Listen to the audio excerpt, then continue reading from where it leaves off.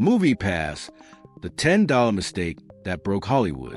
What if I told you there was a service that let you see one movie in theaters every single day for just $10 a month? No blackout dates, no limits. Any movie, anytime. Sounds like a dream, right?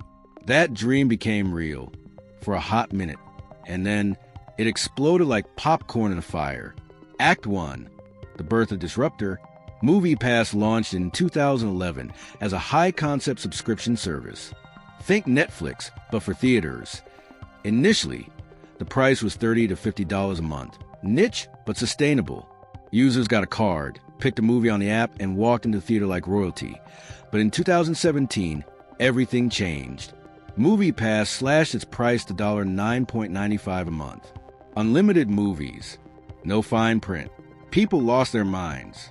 Subscriptions exploded from 20,000 to over 3 million in under a year. Act 2.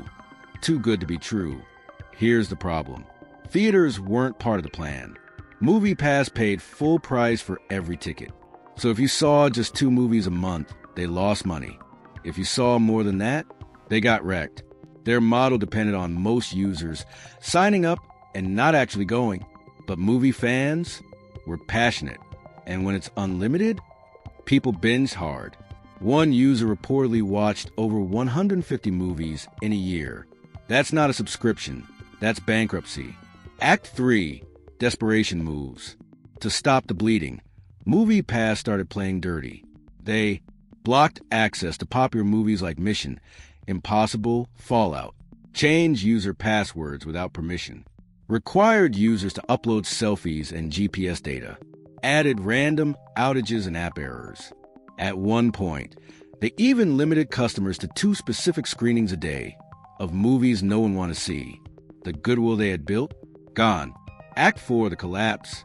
Internally, things were falling apart. Their CEO bragged about watching user locations before and after the movies. Executives made wild promises about profitability.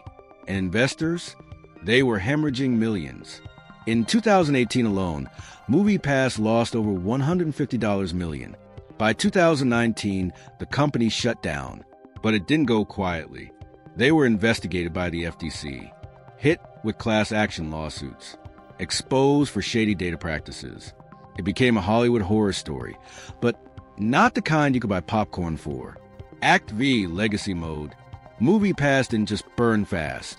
It burned bright. It forced theaters to rethink ticketing. It sparked competitors like AMC A-List and Regal Unlimited.